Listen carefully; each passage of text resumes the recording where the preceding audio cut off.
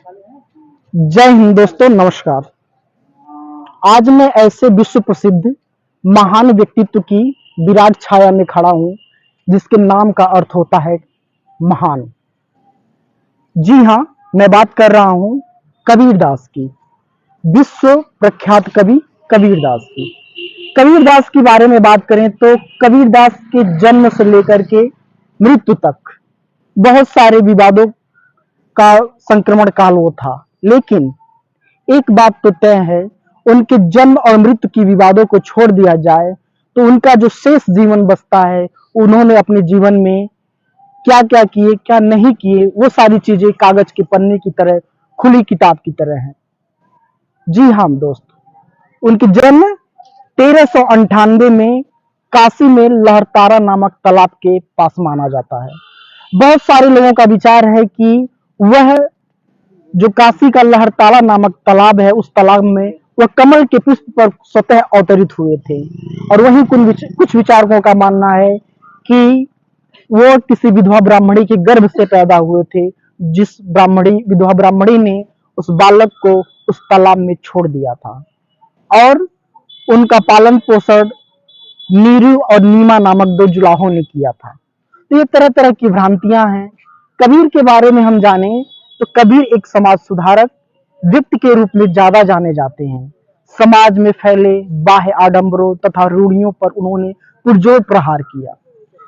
समाज में व्याप्त बुराइयों पर पुरजोर प्रहार करने के बाद हिंदू तथा इस्लामिक धर्म के मौलवियों और पंडितों के बीच खलबली सी मच गई।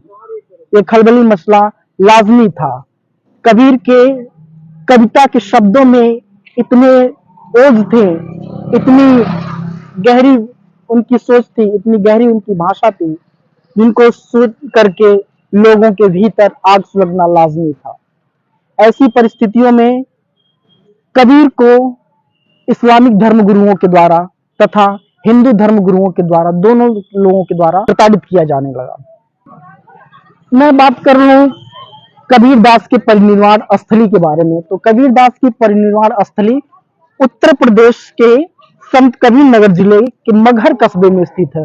और जो मगहर कस्बा है, और हमारे इधर बगल में लगभग 100 मीटर की दूरी पर एक आनी नदी गुजरती, आनी नदी के तट पर ही यह स्थित है। बात करें मगहर कस्बे के इतिहास के बारे में तो इसका इतिहास तो कबीरदास के जीवन परिचय से बढ़कर कोई है नहीं, लेकिन मैं इसके इतिहास के बारे में बात करूं तो संत कबीर नगर जो जिला है, बहुजन समाज पार्टी की सरकार के द्वारा 1997 में संत कबीर नगर जिले का निर्माण किया गया था, वो भी संत कबीरदास के नाम पर। इसके पहले जो संत कबीर नगर जिला आता था, खलीलाबाद इसको कहते थे, ये जो क्षेत्र था मगहर कस्बा तथा खलीलाबाद क्षेत्र, वो बस्ती जनपद में आता था। लेकिन 1997 में इसको अलग करके बीएसपी की सरकार ने एक अलग जिला बनाया, जिसका नाम रखा संत कबीर नगर। संत कबीर के बारे में और कहा जाए तो हाई स्कूल से लेकर के हायर एजुकेशन तक संत कबीर के बारे में, जीवनी के बारे में तथा उनकी रचनाओं के बारे में पूछे जाते हैं। तो यही हम जानने की आज कोशिश करेंगे। यहाँ पर आप लोगों को आंखों देखा हाल बताएंगे कि जहां परिनिर्वाण को प्राप्त हुए थे संत कबीरदास, यहाँ पर उनकी समाधि है। और समाधि हिंदू लोगों ने उनकी समाधि बनाया और मुस्लिम लोगों ने उनकी मजार बनाया। ऐसा क्यों हुआ? क्योंकि हम सभी लोग जानते हैं, उनके विषय में पढ़ते रहे हैं कि कबीरदास जो थे वो दोनों धर्मों के प्रिय थे, चाहे वो इस्लाम धर्म हो या अथवा हिंदू धर्म हो, दोनों धर्म को मानने वाले लोगों के लिए वो काफी लोकप्रिय थे। तो आज मैं इस वीडियो में आप लोगों को उस समाधि स्थल के भी बारे में बताऊंगा तथा उस मजार को भी दिखाऊंगा, और साथ में उस गुफा में भी उस गुफा को भी दिखाऊंगा जहां पर संत कबीरदास बैठ करके अपनी साधना किया करते थे। तो आइए चलते हैं संत कबीरदास की समाधि तथा मजार को देखने के लिए। और साथ में मेरे कुछ विद्यार्थी भी हैं, और सौरभ नाम है इस विद्यार्थी का, बहुत ही अच्छा लड़का है। और पीछे भी मेरे दो विद्यार्थी आ रहे हैं, तो ये भी हमारे साथ में आए हैं। और एक विद्यार्थी हमारा रोहित मौर्य है, वो भी बहुत अच्छा लड़का है, वो भी हमारे साथ आया हुआ है। तो अभी वीडियो बना रहा है, वीडियो बना रहा है बाद में। हाँ ठीक। और सामने आप लोग देख सकते हैं ये मंदिर, जहां पर हिंदू धर्म के मानने वाले लोगों ने संत कबीर दास की समाधि बनाई, तथा आप बगल में ही देख सकते हैं जस्ट पश्चिम दिशा में, जहां पर संत कबीर दास की मजार बनी हुई है, जो कि इस्लाम धर्म के मानने वाले लोगों ने बनाया है। तो इस वक्त हम लोग संत कबीर की समाधि स्थल की सीढ़ियों पर चढ़ रहे हैं। ये वही समाधि स्थल है जहां कबीर दास जी की समाधि को मंदिर के रूप में स्थापित किया गया है। ये देखिए समाधि स्थल का यह मुख्य गेट है। और मुख्य गेट की मैं बात करूं तो पहले मैं यहाँ पर 2 साल पहले आया था, तो ये सारे मुख्य गेट नहीं बने थे। पहले जमाने का वो लकड़ी का दरवाजा रहा करता था, बड़ी सक्रिय स्थितियां थी। लेकिन वर्तमान जो सरकार है, इस सरकार ने इसको पर्यटक स्थल बनाने के लिए बहुत ही अच्छा कार्य किया है। इस मामले में सरकार की प्रशंसा की जानी चाहिए। तो आइए हम चलते हैं मंदिर में और समाधि को देखते हैं। और अगर जो यहाँ के साहब हमसे बात करना चाहेंगे तो साहब से भी, यहाँ के जो मुख्य पुजारी हैं उनसे भी हम आप लोगों की बात करवाएंगे, अगर जो हमको समय देते हैं तो सर से मैं बात करना चाहूंगा। देखता हूँ सर हमें समय देते हैं कि नहीं देते हैं। नमस्ते सर। संत कबीर दास जी के बारे में आप अपने शब्दों में कुछ बताने की कृपा करें। जैसे कबीर साहब के बारे में जितना ही बताओ कम है, क्योंकि कबीर साहब ने अपने समकाल में भक्ति की लहर और सतता की लहर चलाई। जो कुछ लोगों ने अन्य लोगों को पूजा करने से, धन रखने से, है तक कि खुली में भी हवा लेने से उन लोगों को वंचित रखा। तो कबीर साहब ने उस समय अपनी ज्ञान शक्ति से प्रकट हुए लहरतारा नामक तालाब में, और वहां से नीरो नीमा दंपति जुलाई ने उनका पालन पोषण किया कबीरचौरा बनारस में। वहीं से देश दुनिया में प्रचार प्रसार किया। कबीर साहब इधर क्यों आए, इधर आने का क्या कारण रहा? कबीर साहब के आने से पहले इस प्रक्षेत्र में बौद्धी संत लोग ज्यादा रहते हैं, बौद्ध भिक्षु, जो बोध गया से लेकर सिरा बस्ती के लिए आते जाते रहते हैं। जो इस क्षेत्र के लुटेरे लोग होते हैं तो वो उन लोगों को परेशान करते हैं, संत लोगों को। तो संत लोग इस क्षेत्र का नाम मार्ग हर डाल देते हैं। मार्ग माने रास्ता, हर माने समान। सिलसिला चलता रहता। उस समय बौद्ध धर्म देश दुनिया में बहुत प्रचार प्रसार करता है, क्योंकि बौद्ध धर्म में भी कर्मकांड या जातिवाद नहीं समझा जाता है। तो उससे सब प्रभावित हो गए, बौद्धिस्ट लोग होने लगते हैं। तो उसी में जो काशी के पंडा पुजारी होते हैं, उनके मन में आता कि लोगों को काशी की तरफ आस्था कैसे जोड़ी जा, यही क्षेत्र की छवि को कैसे लो किया जाए। तो उधर के जो लोग होते हैं, काशी के लोग, उसमें एक शब्द का प्रयोग करते हैं अपनी चतुराई से कि जो काशी मरेगा मोक्ष पाएगा, जो मगहर मरेगा नरक जाएगा। जब ऐसी कहानी फैला देते तो इधर के जो लोग होते हैं धीरे धीरे उनकी बात पे विश्वास करने के बाद काशी में शरीर त्यागने लगते। इसको काशी करवट कहा जाता था।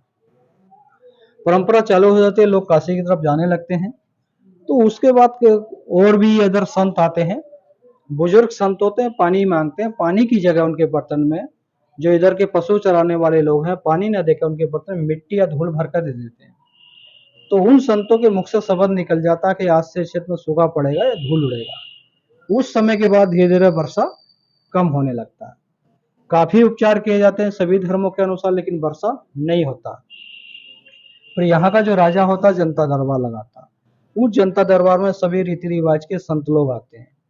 तो संत लोग कहते हैं भाई हम लोगों में इतनी पावर ऊर्जा नहीं जो हम वर्षा करा सकें, लेकिन काशी में कबीर साहब रहते हैं, सच्चे संत हैं, सदगुरु हैं, भगवान है, राम है या गॉड है, सब अपने धर्म अनुसार उनको संबोधित करते हैं। तो यहाँ का जो राजा होता है अपने साथियों को साथ लेकर कबीरचौरा बनारस जाते हैं। वो पूरी यहाँ की व्यवस्था बताते हैं कि कुछ लोगों ने संतों को सताया, उनकी वाणी वचन से क्षेत्र में सूखा पड़ा, जनता परेशान है। वो कुछ संतों ने कहा कि आपके पास आने से वहाँ का समस्या का निदान हो सकता है। तो कबीर साहब अपनी साधारण भाषा में कहते भी हमारे चलने से या वहां रहने से वर्षा हो सकता है, तो हम अवश्य चलते हैं। तो जैसे ही कबीर साहब काशी से मगहर के लिए चलते हैं, तो उस समय के काशी के लोग वही धारणा कबीर साहब के सामने रखते हैं कि आपका वृद्ध शरीर है और आप उस क्षेत्र में जा रहे लोग मरने के बाद नरक जाते हैं, उस मातृभूमि को छोड़कर लोग मरने के बाद स्वर्ग जाते हैं या मोक्ष पाते हैं। तो कबीर साहब अपना चिंतन करते हैं, कहते हैं अगर मैं इनकी बात को मानकर शरीर अपना काशी में त्यागता हूँ, तो काशी के पंडा पुजारी धारणा फैला देंगे कबीर साहब भी मुक्ति पाने के लिए काशी में शरीर त्यागे हैं, वो मेरे सत्य को दबा देंगे और अपने पाखंड का बोलबाला कर लेंगे। तो कबीर साहब निर्णय लेते हैं कि मैं अपना शरीर काशी में त्याग के अब मगहर की धरती पे ही त्यागूं। तो वहां पर उन लोगों को समझाने के लिए वहां पर एक वाणी बोलते हैं कबीर साहब, क्या काशी क्या ऊसर मगहर, जो हृदय राम बसो हो मोरा, जो काशी तजे कबीरा तो राम ही कौन नहीं हो रहा। कबीर साहब कहते भी जिसने हृदय अपने अंतरात्मा राम को जाना है, अपने जीवन में अच्छे कर्म किए, साधना भक्ति की है, माता पिता की सेवा की है, कभी मरेगा उसको मोक्ष मिलेगा। वो जिसने अपने पूरे जीवन बुरे कर्म किए हैं, काशी में जाके मरेगा, वो नरक ही जाएगा। लेकिन कुछ चतुर चालाक लोगों ने काशी की तरफ आशा जोड़ने के लिए ऐसे शब्द का प्रयोग किया। तो कबीर साहब ने उस 2000 साल से जो परंपरा चली आ रही थी, उस पाखंड को खत्म करने की किसी भी महापुरुष की हिम्मत नहीं पड़ी। तो कबीर साहब ने उस पाखंड को तोड़ने के लिए मगहर को छोड़ दिया, कहा कि मुझे ऐसी काशी की कोई जरूरत नहीं है, मैंने अपने जीवन में कुछ किया तो मैं कहीं भी सदगति को प्राप्त हो सकता हूँ या कोई भी हो सकता है। तो ये कह के कबीर साहब काशी छोड़कर मगहर आते हैं। तो यहाँ से 2 किलोमीटर कबीर धुनी है, तो सबसे पहले कबीर साहब वहीं पर ठहरते हैं। कबीर साहब का नाम सुन के गोरखपीठ के गोरखनाथ संत भी आते हैं, जो वर्तमान पीठ पर रहे होंगे। तो गोरखनाथ जी के मन में आता कि काशी से कबीर साहब को बुला के लेकर आए हैं, हमारे पास नहीं आए, पानी तो हम भी दे सकते थे। कबीर साहब उनकी हृदय की बात को जान जाते हैं। जैसे जनता कबीर साहब के पास आती है, तो गोरखनाथ जी के पास भेज देते हैं। तो गोरखनाथ जी अपनी ज्ञान शक्ति से पैर लगाते हैं, कुछ पानी की शोध क्रिया चलता है, जिस शोध का नाम गोरख तलिया नाम रखा जाता है। तो जनता कहती है भाई इतने पानी से तो पूरे समाज की नहीं हो सकती। तो गोरखनाथ जी कहते हैं जितने मेरे ऊर्जा थी लगा दी, इससे अलग अब मैं ज्यादा कुछ नहीं कर सकता। फिर जनता कबीर साहब के पास ही आती है। तो कबीर साहब अपने ध्यान में जाते हैं, अपनी ध्यान शक्ति के आधार से वर्षा कराते हैं। इतना वर्षा होता है जो नदी नाले सूखे रहते, ये आमी नदी सूखा रहता, उसमें भी पानी रेती चलने लगता। उस समय के बाद इस क्षेत्र में वर्षा प्रारंभ हो जाता है। फिर वहां पर 5 संतों का मिलन होता, कबीर साहब, नानक साहब, गोरखनाथ, केशवदास, संत रविदास। और इस नदी का किसी बड़ी नदी से कोई कांटेक्ट नहीं है। सिद्धार्थ नगर से आज भी आम की जड़ में से ये नदी निकलती है और 500 वर्ष से आज तक ये आमी नदी सूखा नहीं है, हमेशा इसमें पानी रहता है। उसके बाद फिर कबीर साहब इस छोर पर आते हैं, जहां हम खड़े हैं यहाँ ऊंचा टीला देख कर कबीर साहब झोपड़ी बनाकर अपना रहने लगते हैं। धीरे धीरे समय व्यतीत होने लगता है, संत जन भक्तजन उनसे मिलने के लिए, ज्ञान चर्चा करने के लिए, सत्संग सुनने के लिए आते जाते रहते हैं। या ज्यादा भीड़ जो होता है तो पीछे कबीर गुफा है, जहाँ कबीर साहब बैठकर अपना आत्मचिंतन करते हैं। जब उनका जाने का समय होता तो पूर्ण तिथि बता देते हैं। जो ज्ञानी संत होते हैं या ज्ञानी भक्त होते हैं, उनको अपनी ज्ञान ऊर्जा से पता चल जाता है किस दिन मेरा शरीर छूटेगा। तो कबीर साहब भी बता देते हैं। तो उस तिथि पर बनारस के राजा वीर सिंह बघेल भी आते हैं, बिजली खां पठान भी आते हैं और अन्य संतजन भक्तजन भी उपस्थित होते हैं। तो कबीर साहब कहते हुए जब तक झोपड़ी के अंदर से आवाज आता रहे, ये आप लोगों को लगे कि मैं जीवित हूँ, जब तक झोपड़ी मत खोल के देखना, जब आप लोगों को लगे कि मैं चला गया तो झोपड़ी खोलकर देख लेना। ऐसे ही होता है, कबीर साहब झोपड़ी के अंदर चले जाते हैं, झोपड़ी बाहर से बंद करा दिया जाता है। जब तक लोगों को लगता है कबीर साहब जीवित है, कोई विचार नहीं किया जाता। जब लोगों को लगता है कबीर साहब चले गए तो खोलने का विचार किया जाता है। तो खोलने से पहले ही दोनों धर्मों में उनके संस्कार को लेकर विवाद खड़ा हो जाता है। हिंदू राजा कहते भाई हमारे गुरु थे, हम इनको समाधि देकर मंदिर बनाएंगे। मुस्लिम राजा कहते नहीं हमारे पीर थे, हम इनको दफना कर मजार बनाएंगे। यही दोनों में चलता रहता है। तो निर्णय यह होता है कि अभी युद्ध करेंगे, युद्ध में जो जीतेगा वही उनका देश संस्कार करने का अधिकारी रहेगा। तो इतनी बात आती है, दोनों समाज के राजा आमने सामने तलवार लेकर तैयार हो जाते हैं। तो उसी विवाद को खत्म करने के लिए उसी परिस्थिति में आकाशवाणी होता, खोलो पर्दा है नहीं मुर्दा, युद्ध मिथ्या तुम कर डाली, सुन के वाणी अचर निशानी, देख निशानी कर डाली, रोबे परवीना हत मत चीना। जो आकाशवाणी होता, दोनों लोग विमर्श करते हैं, अब झगड़ा बात को करेंगे, पहले अब झोपड़ी खोलते हैं। झोपड़ी खोलते हैं तो उसी जगह फूल और चादर मिलता है, शरीर नहीं मिलता। उसी का दोनों लोग समझौता करके हिंदू रीति रिवाज के अनुसार हिंदू राजा यहाँ पर समाधि मंदिर स्थापित करते हैं वो मुस्लिम रीति रिवाज के अनुसार मुस्लिम राजा उधर मजार स्थापित कर देते हैं, झगड़ा दोनों का समाप्त हो जाता है। कबीर साहब फूल पर प्रकट हुए, फूल में समा गए, क्योंकि कबीर साहब का ज्ञान सप्तमार्गी ज्ञान है, उसमें पाखंड की कोई जरूरत नहीं है। कबीर साहब ने कहा कि सांच बराबर तप नहीं, झूठ बराबर पाप, जाके हृदय सांचे ताकि हृदय आप। जो भी व्यक्ति इस परिभाषा चलेगा तो उसको हर जगह गति प्राप्त हो सकती है, लेकिन सत्य का मार्ग उसको अपनाना ही पड़ेगा। कर्म कांड क्या करता है वो उसका अपना विषय है, लेकिन उससे जब तक उसके हृदय में सत्यता नहीं होगी रहनी गहनी में, जब तक उसे प्रभु की एनर्जी प्राप्त नहीं हो सकती। बहुत बहुत धन्यवाद सर आपका। सर गलती मुझसे एक हो गई, मैंने आपका नाम नहीं पूछा, अपना नाम बताइए आप। मेरा नाम शांति दास पुजारी।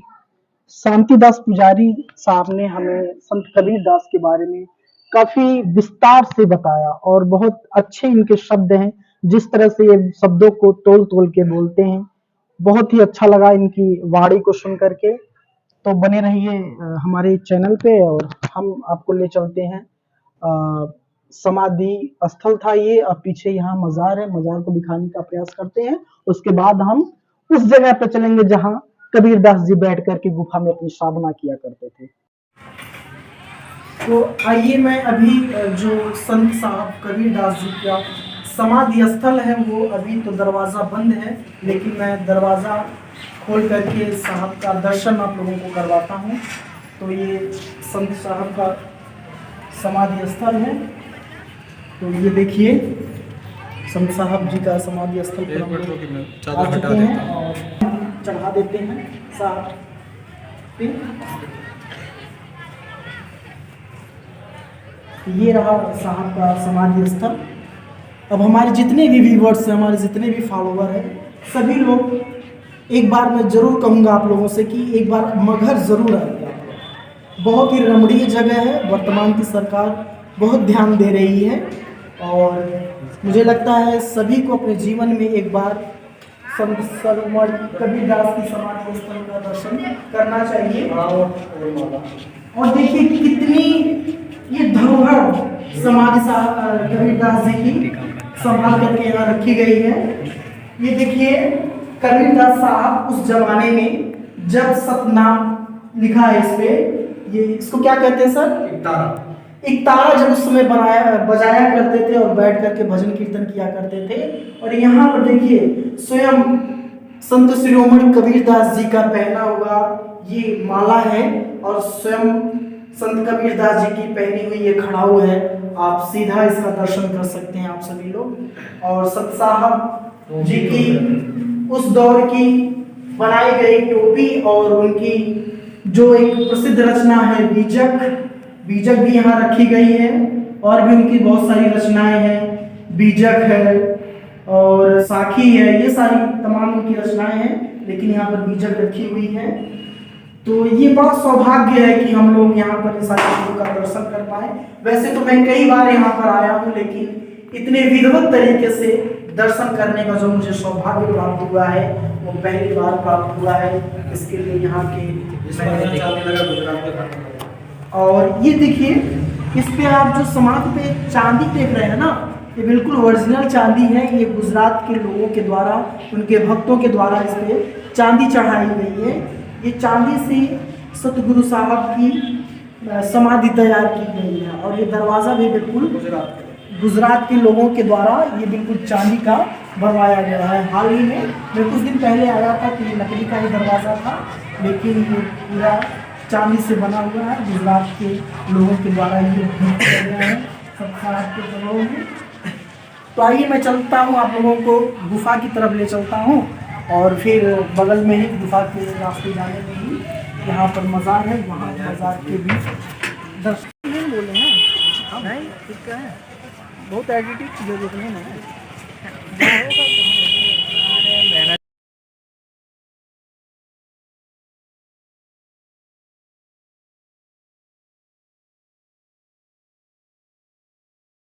स्टार्ट करेंगे।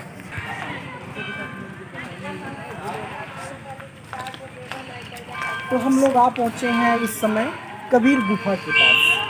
तो कबीर गुफा के बारे में हम जानकारी लेंगे इस परिसर के सेकंड पुजारी के रूप में, मान लीजिए मुख्य पुजारी नहीं रहते हैं तो ये सेकंड पुजारी के रूप में हमारे साथ मौजूद हैं गोपाल दास। तो गोपाल दास से हम बातचीत करते हैं, इसके बारे में जानकारी लेने की कोशिश करते हैं कि क्या यहाँ का रहस्य है, कैसे यहाँ गुफा है, बगल में सती माता का स्थान है। तो सर सबसे पहले अपना नाम बताइए आप। मेरा नाम गोपाल दास है। यहाँ जैसे शांति साहब बहुत सारी चीज़ का बताए हैं आपको। जैसे यहाँ कबीर साहब आते थे, मानते हो उनका झोपड़ी था बगल में, आप कुछ दिन तक रहे भी थे कबीर साहब, तो यहाँ पर बराबर आते थे साधना के में अंदर। तो अंदर पहले यहाँ था, ये 2 किलोमीटर अंदर तक जाता था कभी यहाँ। तो फिर मतलब इस तरीक़ा से मतलब यहाँ ताकि जब भी मतलब उधर सती हो जाए इधर आके अपना साधना करे एकांत में, एकदम मौन से बड़ा कुछ सपना नहीं होता है। अपना शांत शरीर के लिए अपना करने के लिए इधर आ जाते थे। और इसी प्रकार से मानते हैं, जैसे तो यहाँ का मानते हैं सती माता जी जो है, थोड़ा इसे दिखाते हुए रहे तो बढ़िया है। हाँ, अंदरमा भी दिखाते हुए चलते हैं गुफा के प्रवेश द्वार में, और गोपाल दास जी हम लोगों को लेकर के चल रहे हैं गुफा के प्रवेश द्वार के अंदर। तो कहिए सर, बहुत सकरी जगह है, बिल्कुल झुक करके जाना पड़ेगा। जी जी। और यहाँ पर प्रधानमंत्री मोदी जी भी आए हैं। अच्छा, मोदी जी भी, देश के प्रधानमंत्री मोदी जी भी यहाँ पर आ चुके हैं। और ये रहा संत शिरोमणि कबीर साहब इस गुफा गर्भ, जहाँ पर बैठ करके वो साधना किया करते थे। क्यों सर, यही स्थान था? इसके बगल में था, और इसको हुआ कि मतलब वो बाढ़ में अति हो गया था। तो मतलब हुआ कि मानते हैं जैसे आप वो तो मतलब बाढ़ में खत्म हो गया, उसमें मतलब जैसे भर गया था काफी, जैसे ऊपर से गिरने लगे तो हुआ कि स्टैंड लगा कम नहीं किया तो आदमी को मतलब दिक्कत जब लगने लगा तो उसको बंद करा दिया गया। और इसके बगल में हुआ कि इसको नया एक निर्माण किया जाए। इसको दूसरे इसी बगल में था, वो काफी दूर तक जाता था, वो खैला बजा के कोतवाली के पास तक निकलता था। उस महाराज जी, हमारे बड़े महाराज यहाँ का महंत जी का नाम विचार साहब है, तो बताते हैं कि दूर जाकर वहाँ निकलता था। तो इसके बगल में अभी भी है, पर मतलब बंद है, इसको बंद कर दिया गया है। तो इसके बगल में इसको बना दिया गया है। अब ये सब तो पहले इस मट्टी था, इसमें जब प्रधानमंत्री जी आए थे तब ये सब काम, और इसमें पीछे संत कबीर अकादमी विद्यालय भी बन रहा है। और इसे बहुत सारे विकास 53 करोड़ रुपया उसमें दिए थे, और अभी और सारे विकास होना ही है, अभी कॉलेज चालू नहीं हुआ है। ऐसे बहुत सारी चीज़ चल रहा है। बाकी मतलब कबीर साहब का जिस मानते हैं यहाँ पर जो भ्रांतियाँ भी बताया रहते हैं कबीर साहब, कि कबीर साहब यहाँ आने से पहले मतलब जो मानते हैं भ्रांतियाँ था, मतलब यहाँ जो कहते थे काल यहाँ मगहर मरे जो गधा है, काशी मरे जो स्वर्ग जाए, ऐसा यहाँ का भ्रांतियाँ था। तो उसी भ्रांतियाँ को दूर करने के लिए कबीर साहब आए, और वहीं पर एक दोहा भी बोले, का काशी का उसर मगर जब हृदय बसे राम मोहर तक का मतलब कहीं भी तन त्यागो, मतलब शरीर कहीं भी त्यागो, चाहे काशी मरो चाहे मगहर मरो, पर अगर अच्छा कर्म है तो आपको मुक्ति मिलेगा। कहीं भी अच्छा कर्म करते हैं तो उनको मतलब इस तरीका से मतलब अपना कबीर साहब, तो उनका अनेक सारे दोहा भी इसी तरीका, जैसे एक दोहा मानते कुछ दोहा मैं सुनाता हूँ कबीर साहब का। जैसे कि साहेब का घर दूर है, लंबे पेड़ खजूर, चढ़े से चाके प्रेम रसा, गिरे से चकनाचूर, सुख उपजे वही बाची ग्रंथ के मंत्र है, तजिए वचन कठोर, ज्ञानी मारे ज्ञान से, व्याधा मारे तीर, सतगुरु मारे शब्द से, सालों सकल शरीर। और उसका एक मतलब बहुत सारे देखिए कबीर साहब के दोहा, मतलब 5-5 साल 10-10 साल लोग PhD कर रहे हैं, क्या क्या कर रहे हैं। तो इस तरीका से देखिए मानते हैं कबीर साहब का मतलब इसे बहुत सारे, जैसे एक दोहा है कि सुनते भी होंगे कि कबीर साहब की उल्टी बानी बरसे कमल भीजे पानी। तो इस दोहा में कुछ लोग फंस जाते हैं, सोचने लगते हैं कि अरे ये के कबीर साहब लगते हैं सब दोहा उल्टा बोले हैं, और तो उल्टा नहीं बोले हैं, वो बोले हैं कबीर साहब की उल्टी बानी बरसे कमल भीजे पानी। ये शरीर रूपी कमल बता रहे हैं, शरीर तो अनेकों रुआ है, और ये गर्मी जब शरीर गर्मी होता है तो गर्मी में पसीना छूटा है, तो कहता है कि ये शरीर रूपी कमल बरस रहा है, और ये कमल के ऊपर पानी भीज रहा है इसके ऊपर। इस दोहा का ऐसे ऐसे इसका बहुत सारे अर्थ निकलेगा, पर एक अर्थ मैं बता रहा हूँ कि इस तरीके से इस दोहा का अर्थ है। ऐसे बहुत सारे दोहा है, पहले दही जमाइए पाछे तुझे गाय, अछरा बाके पेट में माखन हाट बिकाए, चाहे गुरु गोविंद दो खरे काके लगाओ पाँव, बलिहारी गुरु आपने गोविंद दियो। ये दोहा काफी विद्यार्थी लोगों के बीच में भी आता है, गुरु गोविंद दो खरे काके लगाओ पाँव, बलिहारी गुरु आपने गोविंद दियो होता है। तो ऐसे कबीर साहब सबके लिए प्रेरणा देते हुए बोले हैं। तो चलिए बहुत अच्छा सा परिचय गोपाल दास जी के द्वारा हम लोगों को मिल रहा है, और गोपाल दास जी ने कई लोगों से हम लोगों को अवगत कराया। और देखिए इस समय हम लोग गुफा गर्भ से निकल करके बाहर निकल रहे हैं। और आप लोग देख सकते हैं इधर कबीर शोध स्थली यानी कि पुरातत्व विभाग ने यहाँ पर कबीर शोध स्थली का निर्माण करवाया है। सरकार के द्वारा यहाँ पर लगभग 53 करोड़ रुपए की लागत से ये शोध स्थल बनाया गया है, जहाँ पर कबीरदास के दोहों पर और लोग यहाँ पर शोध करेंगे, रिसर्च करेंगे और साथ में ही ऐसे छात्रावास बनाए गए हैं जहाँ पर शोध करने वाले लोगों के लिए रहने की व्यवस्था की जाएगी। क्यों सर? जी। और ये सभी मानते हैं, कभी तो साइंटिस्ट बहुत सारी बात बताए बहुत धुनी पर बारे में। तो धुनी पर भी यदि जाइएगा वहाँ भी दिखाई, तो धुनी पर पहले गोरख तलैया था ऐसा ये बोलते हैं। तो धुनी पर मानते हैं कि अभी गोरख तलैया मतलब पहले बंद हो गया था, इसमें वर्तमान में बना दिया गया है, अभी योगी जी की सरकार में बन गया है। तो हाईवे में दब गया था पूरा तालाब। तो मानते हैं उसकी जो कहानियाँ हैं, मानते हैं 5 संत वहाँ इकट्ठा हुए थे, गोरखनाथ जी और केशव साहेब और गुरु नानक जी, रविदास जी, 5 संत वहाँ पर आए थे। और सब मतलब यहाँ था कि जो आमी नदी देख रहे हैं ये सूखा पड़ा हुआ रहता था। तो वही मतलब यहाँ कुछ संत लोग शराब की मतलब कोई डूब गया था, एक सूफी संत मतलब वही माटी के बगल पर वही रहते थे। वही मतलब रात में जब काशी में कभी लाल ये सती माता की दिखा दी, तो मान काशी में पहले सती माता की पहले से बराबर आता है जाना और इनका मतलब इसलिए इनका मतलब यहाँ पर समाधि बनाया गया। और भाई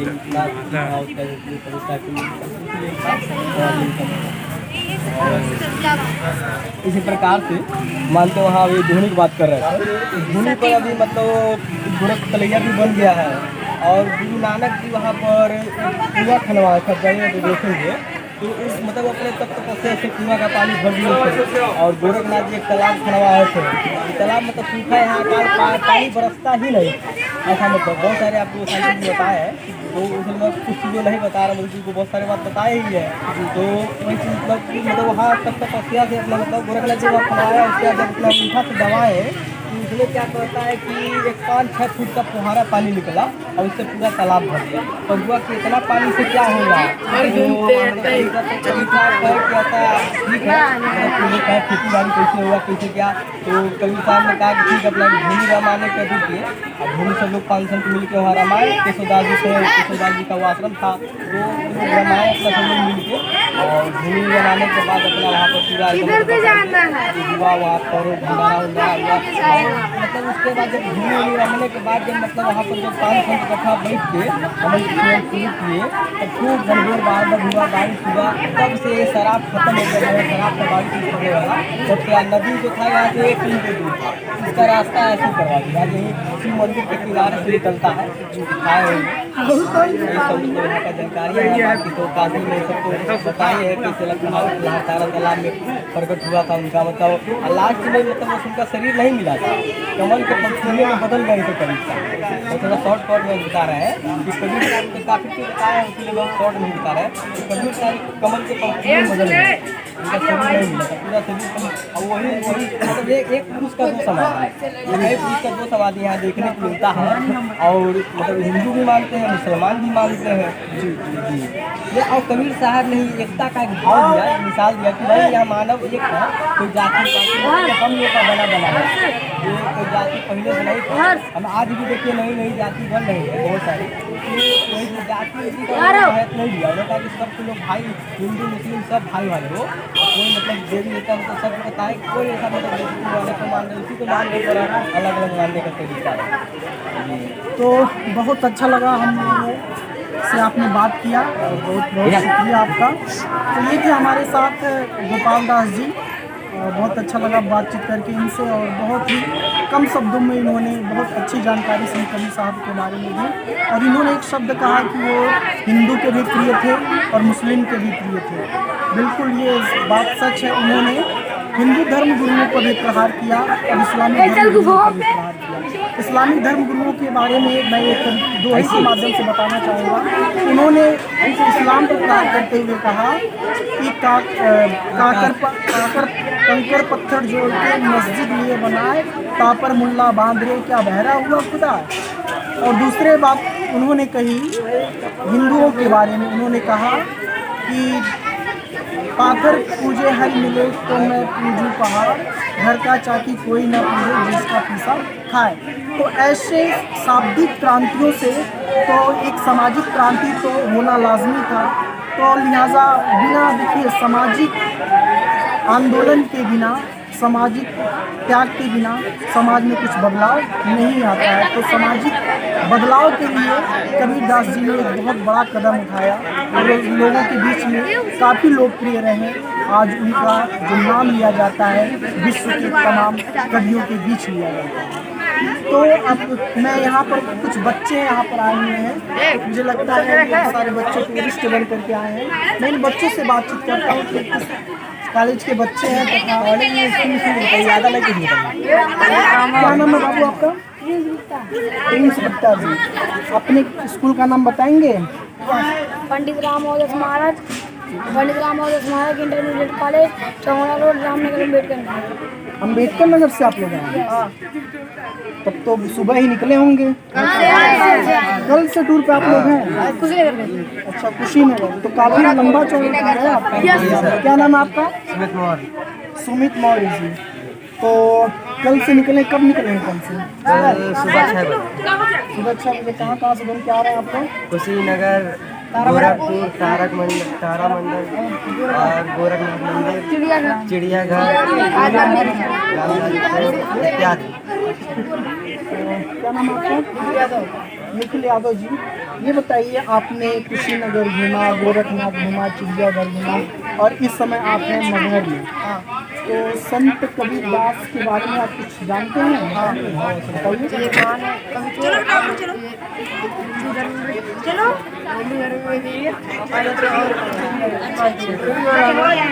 बच्चे ने अच्छा प्रयास किया बताने का। तो यादव जी ठीक ठाक है।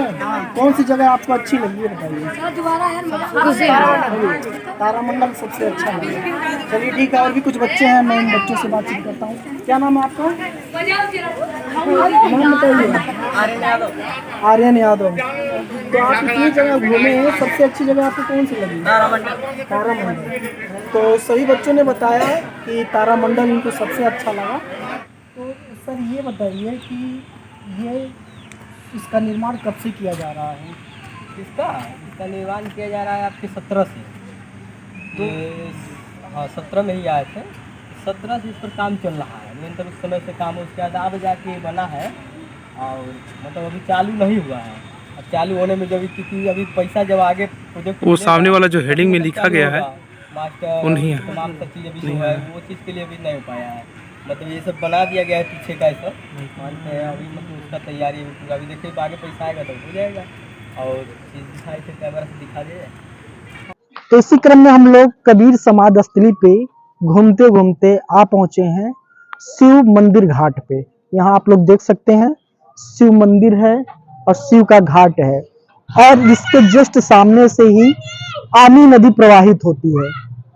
आमी नदी कहा जाता है कि इसी आमी नदी में सूखा पड़ा था, जिसके कारण उस दौर के राजा जो थे, ये कहा गया कि यदि कबीर दास जी, संत कबीर महाराज अगर जो मगहर पे अपने कदम रखे तो यहाँ बारिश हो सकती है।